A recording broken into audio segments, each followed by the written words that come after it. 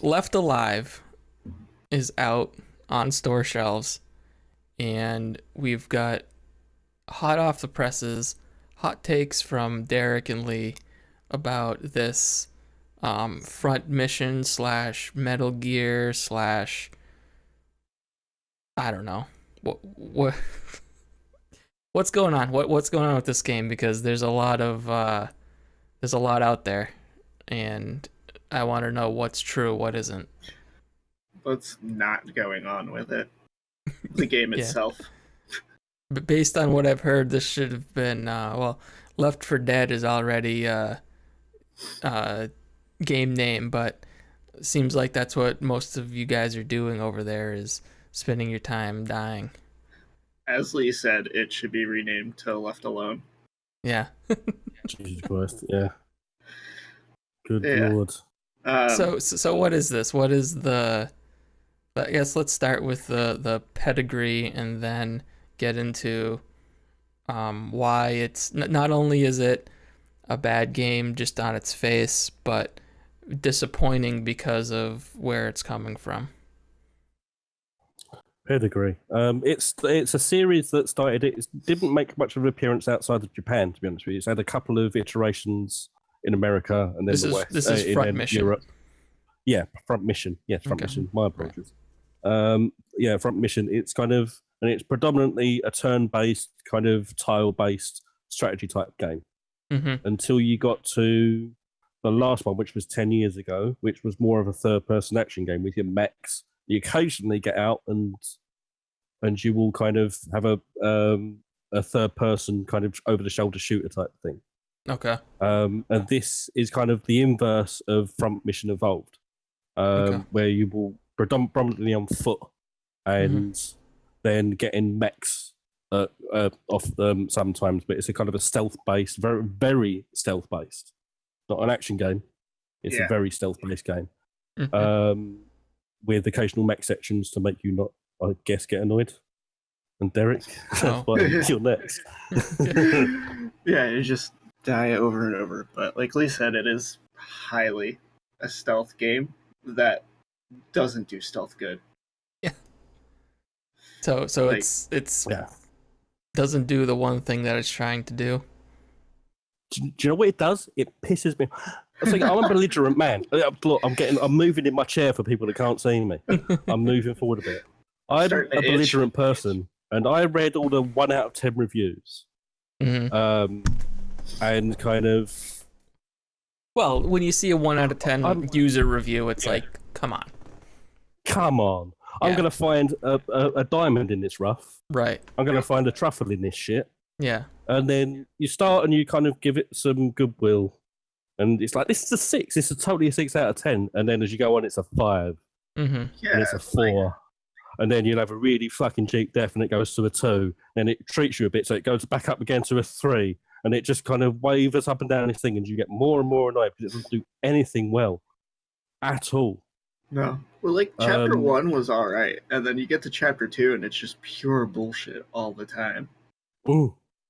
Yeah, it's terribly designed stealth system. Obviously, they're based upon learning pathing and stuff like that of enemies and things, which it doesn't do. They kind of wander wherever the hell they want. And they're so clustered in some spots that you have to go through the spot. But then it's so clustered. But then the game learns from what you do, so if you fuck up in one part, it's then going to put a bubble there, and there's going to be more patrols where you got this guy running faster than you can run or dodge roll, just zooming back and forth, waiting for you to come back that way.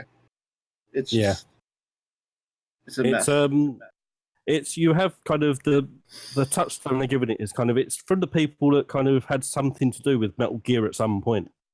But it doesn't have any of that. Specifically, the character designer of Metal Gear, so that's where all the like box imagery comes from, and the like I guess maybe the character designs. I don't know.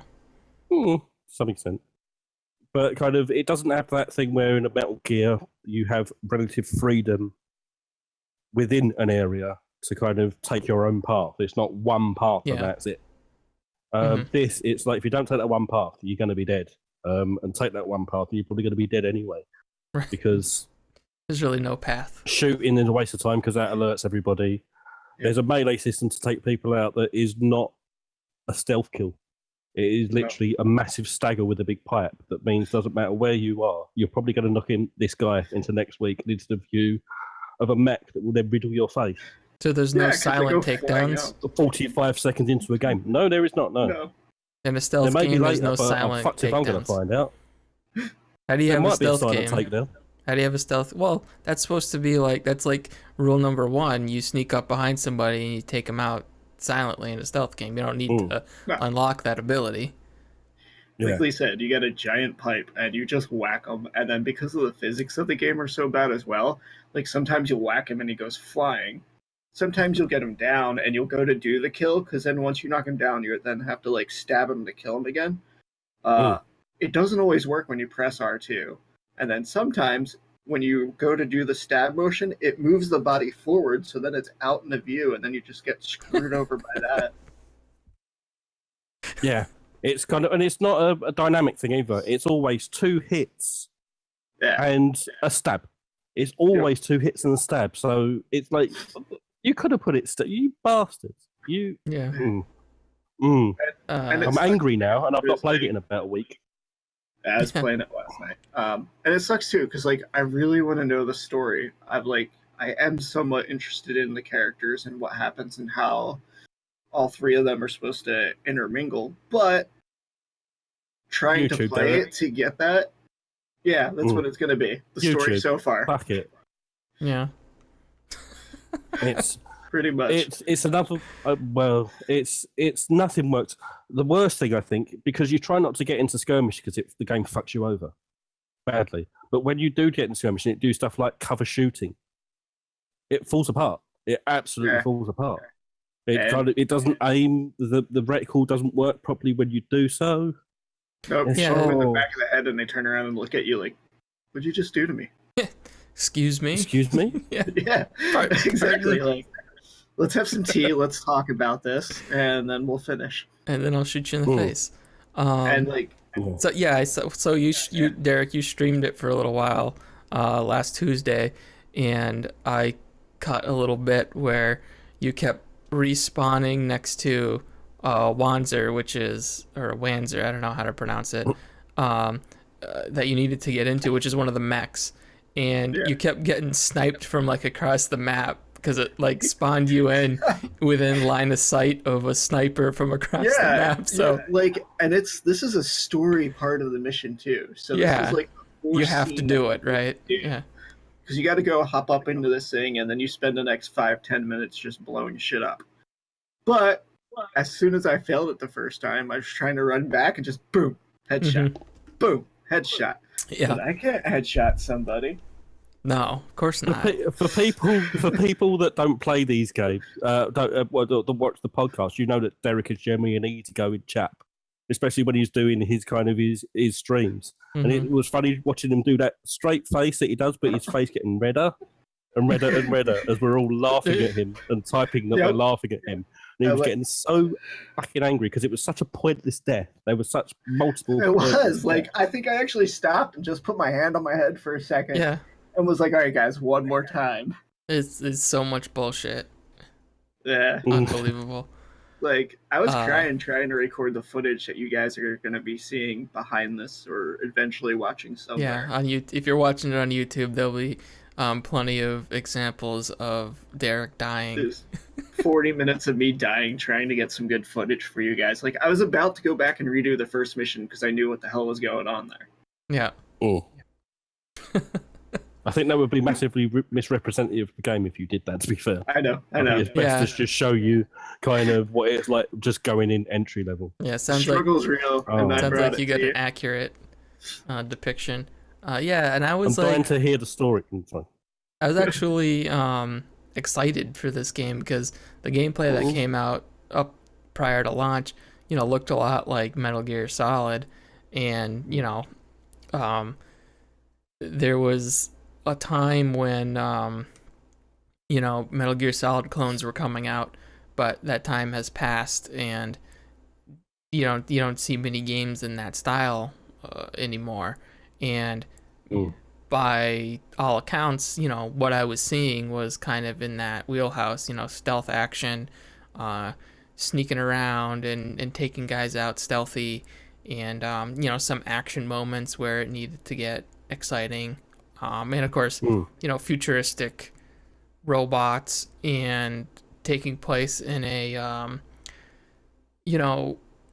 semi-realistically political landscape. The bullshit that Metal Gear does, and then just to see it come out and be this giant pile is kind of disappointing. I'm dying to know what the story is behind this game. I'm not sure we'll ever find out. No, I don't we'll know. Find out what happened. Some things happened. I think that's the worst thing about it, because there's lots of talented people working on this. Yeah. Some things happened. I don't know. I've got no idea. I guess this is the story of Square Enix at large. Something's happened. I'm starting to think what's happening is they're not interested in anything apart from Final Fantasy or Kingdom Hearts. Right, I was just going to say, hot off the heels of Kingdom Hearts 3, they released this steaming pile, this dumpster fire, which was, of course, Kingdom Hearts 3 was right off the heels of The Quiet Man, which was another, classic Square Enix joint. In the running, in the running for certainly the worst game ever made. Like straight up worst game ever made. And it sounds like this one is giving it a run for its money. Yeah. Well, that was funny. Right. This is just disappointing. That's the thing. Because even Just Cause 4 didn't even start out that well. It had a bunch of issues. Oh yeah, that's right. Just Cause 4. I haven't gone back to check it out yet. I was kind of waiting until we get some of the DLC and where it's had a hefty amount of patches. Because they just put it out on Game Pass, so it must have sold really well. Yeah. If you look at the stuff that they've been doing that's not Final Fantasy or kind of their RPG stuff, it's just getting lower and lower interest, it seems, from their ends.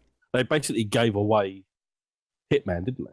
We're done with Hitman. You just take that back. I feel like Shadow of the Tomb... Well, any of the Tomb Raiders, that's right. Shadow of the Tomb Raider. They fucking buried that, too. They took Crystal Dynamics off of it and gave it to Eidos... Was it Montreal? Yeah. And they had to get them back on at the end. You can totally tell that game did not receive the treatment that certainly Rise of the Tomb Raider did, because that was a fantastic game, and Shadow was just it just paled in comparison right off the bat. They had to put Dynamics back on again at the 11th hour. Oh, they did. Dynamics actually worked on it eventually. Yeah, they had to finish it for them because it was in a bit of a mess, apparently. But yeah, they came in and actually did quite a bit of work on it to kind of fix it in the last leg. Yeah, it's just, you can tell that tonally and like everything about it is just not as refined and polished as Rise was. Just in simple things like transitions between gameplay to cutscene. And it's what you call polish, right? It's what when we talk about polish, it's what you refer to when it's like transitioning from cutscene to cinematic is something that you have to know how to do. It can't just be this hard cut that is disrupting. It needs to be a natural flow into from one to the other, and that was just completely missing from the first. Just the first few hours of that game that I played, and like the first village you go to didn't feel like it was a living place. It was very staged. It wasn't as lively or real feeling as the few villages that you see in Rise of the Tomb Raider. Yeah, it was very disappointing because I really liked the Rise of the Tomb Raider quite a bit. I was hoping the follow-up was going to be, at least just as good, if not, moving it forward the way Rise did, and it wasn't at all. Mm. Yeah. Yeah. So that's Square Enix, like we said, back on our bullshit. Yeah. A game that kind of not even ran out of time. I don't think they ever had enough time to start with. Yeah. I think that's the takeaway I can get from it. It was fucked from the start, probably. Insufficient funds. It just feels like it's massively underfunded. The thing is like this game was announced quite a while ago.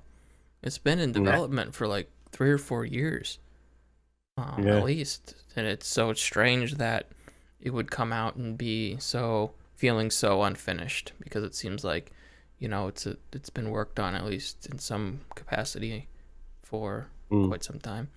I'm surprised it came out in the West, to be honest with you, because there's lots of things that indicate that a localization was not high on their agenda, like the matching of mouths to dialogue, English dialogue and stuff like that. It all feels a little bit kind of, we'll take a chance on it, but not monetarily. How does it play on PlayStation 4? Fucking shit. Oh, sorry. Yeah, and I'm playing it on a Pro. It doesn't play much better. I've tried both the options, because it's got a 4K option, and then it's got like a performance option. Like it's a 1080p option basically. Yeah. And I didn't notice any difference at all. Cool. Yeah. Steady 20 frames per second, probably. Yep. Staggery, jumpy. Yeah, I guess the PC version is quite the mess as well. It's currently got, I don't know what it's got right now, but last time I looked, it was like a 10% on Steam, like 10% positive rating. Yeah, some modder had to fix it so it was playable. Was the last I read about the PC version. Like they were getting like 10 frames a second on the 2080. Yeah, it doesn't look like it's improved at all. Another kind of afterthought. Seems like the PC port. Yeah. All right. Well, maybe next time. I don't know. What is Square Enix next release? Do they have anything on the horizon? Kingdom Hearts 3.9. Right. Yeah. Double helix, right? Double vertical, horizontal. Yeah. Double lift. Kingdom Hearts 3.9 double down. Yeah. KFC double down. Yeah, I think it's actually going to be DLC for that, because they said they weren't going to, and then something surfaced where they were in talks of actually putting out DLC for the Kingdom Hearts series. Which, from what I can understand, it should have been in the game. Probably. Because it was a bit truncated. Oh, Square. Right. Yeah, Square. Square's so Square right now. Such a Square. Square's the new 2000s Capcom. There you go, look at that. Yeah. They've traded places. Although, was Square ever really at the top? I guess they were doing alright for a little while. Yeah. Oy. Yeah. Alright, well, that's Left Alive. Probably not going to have a redemption story on this one, I doubt. We hope so, but probably not.